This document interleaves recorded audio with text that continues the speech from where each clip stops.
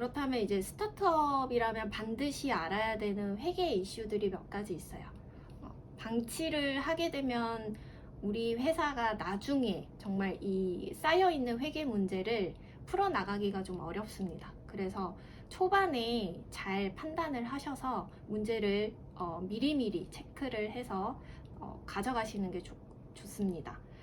예를 들면 제대로 된 타이밍에 재무제표를 정확하게 하지 않으면 우리 회사 순이익 18억 원이었던 회사가 순식간에 5억 원인 회사가 되기도 하고요. 이제 여러 가지 이런 부채들이 한꺼번에 돌아올 수도 있습니다.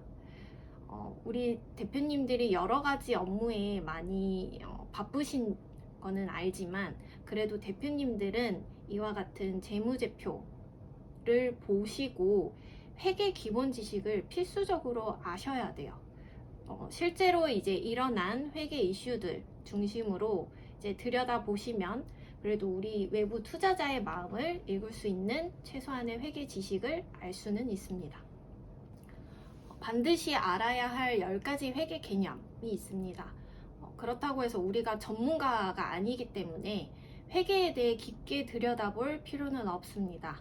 어렵고 복잡하다고 좌절하실 필요도 없고요. 이제 수많은 규정들 중에서 스타트업에 적용되는 내용들은 매우 한정적인 편입니다. 단순하기도 하고요. 그래서 필수로 익혀야 되실 10가지 회계 개념은 다음과 같습니다. 일단 재무제표 파악하기입니다. 재무제표는 기본적으로 회계는 기업의 경영활동을 나타내는 숫자로 표현되는 언어입니다. 그래서 회계 언어로 표현되는 산출물이 이 재무제표인데요. 손익계산서와 재무상태표를 통해서 우리 회사의 생존 기록을 확인할 수 있는 만큼 이를 숙지하는 것은 기본 중의 기본입니다. 왼쪽과 오른쪽, 이게 복식북이라는 건데요. 재무제표를 보시면 칸이 왼쪽과 오른쪽 두 가지가 있습니다.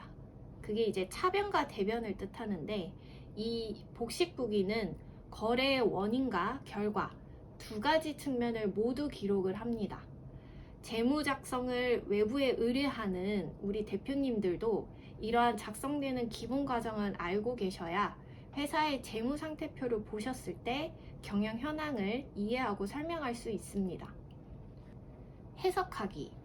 1년 이내에 현금화 가능 여부로 유동과 비유동 자산이 나뉘어지고 1년 이내에 지출 의무가 발생되는 것들을 유동 부채와 비유동 부채로 나뉜다는 것을 이해하고 있으셔야 합니다.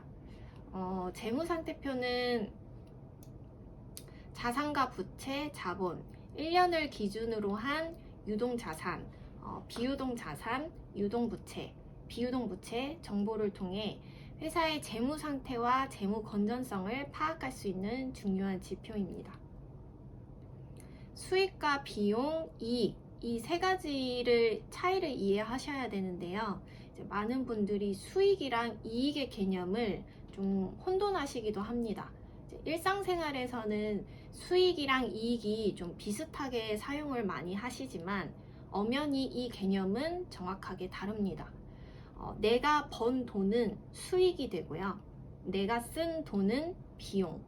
그리고 얼마가 남았는지, 내가 번 돈에서 내가 쓴 돈을 빼면 얼마가 남았는지, 이게 바로 이익입니다. 손익계산서는 일정 기간 동안에 우리 회사의 수익과 비용이 표시가 됩니다.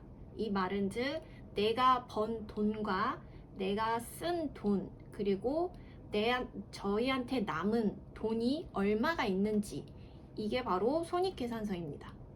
수익은 우리가 영업활동을 통해 벌어들이는 수익과 영업활동 외의 수익, 그리고 비용도 마찬가지입니다. 이렇게 영업과 영업 외의 활동으로 나뉘어집니다. 기업 가치도 중요한데요. 우리 회사가 이제 나날이 이익이 증가가 되고 그러다 보면 우리 회사의 가치는 어느 정도가 될 것인가, 이것도 궁금해 하실 이제 시점도 오실 거예요. 그래서 기업 가치를 평가하는 여러 가지 방법 중에 자산 가치, 수익 가치, 시장 가치를 대표적으로 들 수 있는데, 무엇보다 우리 회사의 투자 유치 과정에서 기업 가치 평가는 본질적으로 협상입니다. 그래서 우리 회사의 미래 예상 손익을 제시할 수 있으셔야 아무래도 우리 투자 유치 과정에서 우리가 좀 더 유리한 방면으로 가실 수 있겠죠. 자금 조달 유형과 재무제표에 미치는 영향.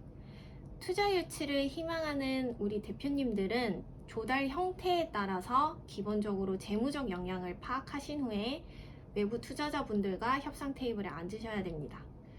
어쨌든 자기 자본이든 남의 자본이든 투자금은 언젠가는 어떠한 형태로 갚아야 될 부채이기 때문에 이 점을 꼭 명심하셔야 됩니다. 재무제표는 발생주의입니다. 이거는 원칙이고요. 현금 유출입과 상관이 없습니다. 수익이 실현이 되면 이거를 인식하고 비용도 발생이 되면 이 인식하는 것이 바로 발생주의입니다. 법인세를 절감하는 방법.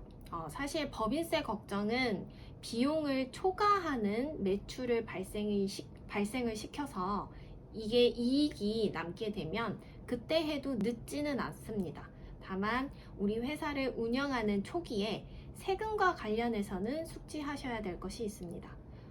바로 이제 법인세 계산은 모두 재무제표가 출발점이 됩니다. 회계 리스크 관리. 회사의 거래가 증가를 할수록 재무제표 작성 시 고려하셔야 되는 회계 이슈는 계속 많아질 수밖에 없습니다. 그래서 앞서 말씀드린 대로 우리 회계 오류를 그때그때 바로 수정하지 않으시면 이제 나중에는 더 큰 누적으로 오류가 발생이 됩니다. 그래서 그때그때 하실 수 없게 된다면 우리가 1년에 한 번은 결산을 하기 때문에 결산 확정하기 전에는 무조건 대표님들이 이 회계들을 다 들여다보셔야 합니다. 회사가 성장하는 과정에서 발생 가능한 회계 이슈를 미리 파악을 해서 우리가 이제 더 큰 성장통에 대비해야 되는 이유 중에 하나입니다. 네, 오늘 영상은 여기까지 준비를 했습니다. 이 내용을 바탕으로 대표님들께서 궁금해하시는 부분들 있으시면 저희 이메일 주소 아니면 카카오톡 이런 쪽으로 좀 문의를 해주시면 저희가 1대1에 맞춰서 맞춤 상담 도와드리도록 하겠습니다.